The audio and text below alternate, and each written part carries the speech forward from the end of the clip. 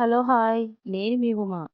ఈరోజు ఎంతో హెల్తీ అయిన సజ్జ రొట్లు ఎలా తయారు చేసుకోవాలో చూద్దాం రండి.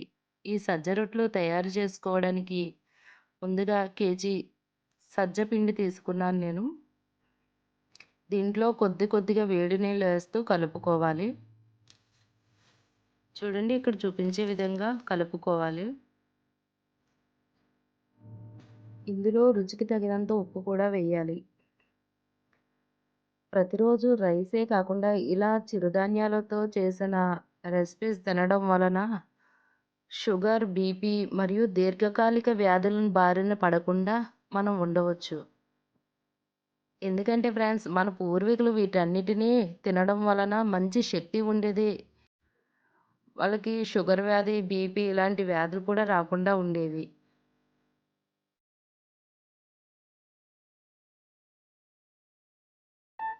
చూడండి ఫ్రెండ్స్ ఇలా మొత్తం అంతా బాగా కలిపితే రొట్టెలు బాగా వస్తాయి.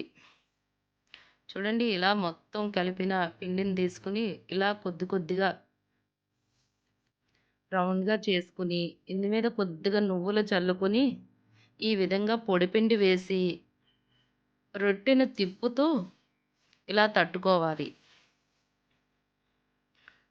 చూడండి ఫ్రెండ్స్ నెమ్మదిగా మనకి స్టార్టింగ్ అయితే రావు. కొంచెం కొంచెం చిన్న చిన్న ఉండలు తీసుకొని కొద్ది కొద్దిగా నెమ్మదిగా చేసుకోవాలి.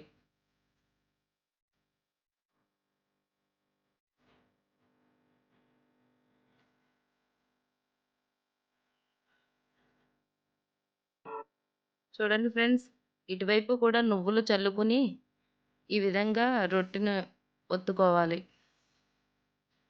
ఈ జొన్న రొట్టెలు, సజ్జ రొట్టెలు కర్ణాటకలో అయితే చాలా ఫేమస్ ఫుడ్డు. ప్రతిరోజు వాళ్ళు ఇవి చేసుకొని తింటారు. చూడండి ఫ్రెండ్స్ ఇలా ఒత్తుకున్న రొట్టెని నెమ్మదిగా తీసుకొని చేతిలోకి ఈ విధంగా పెనంపై వేసి, కొద్దిగా వాటర్ తీసుకొని కాటన్ క్లాత్‌తో ఈ విధంగా రొట్టె మీద ఒత్తుకుంటే రొట్టె స్మూత్‌గా ఉంటుంది. రొట్టె మీద పిండంతా కూడా పోయి చాలా స్మూత్‌గా వస్తుంది. చూడండి ఫ్రెండ్స్ ఎలా నువ్వులేసుకొని అలా నెమ్మదిగా రొట్టెని అలా తట్టుకుంటూ ఒత్తుకోవాలి. చుట్టూ పగుళ్ళు రాకుండా ఒత్తుకోవాలి. ఈ సజ్జలు, నువ్వులు చాలా మంచిది.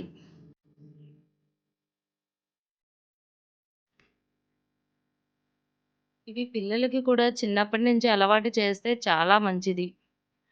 వారికి ఆరోగ్యపరంగా కూడా చాలా హెల్తీగా ఉంటారు.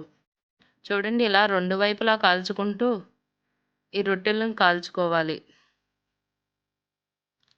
ఈ సజ్జ రొట్టెలు మన డైట్‌లో ఉండడం వల్ల గుండె జబ్బులు బారిన పడకుండా ఉంటాము. ఈ రొట్టెలు తినడం వల్ల బరువు తగ్గాలనుకునే వారికి చాలా ఉపయోగపడతాయి.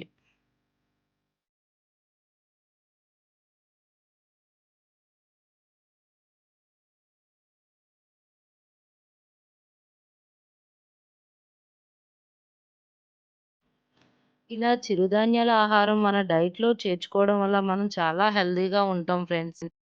ఈ రొట్టెలు మీకు కూడా నచ్చితే లైక్ చేయండి, సబ్స్క్రైబ్ చేసుకోండి.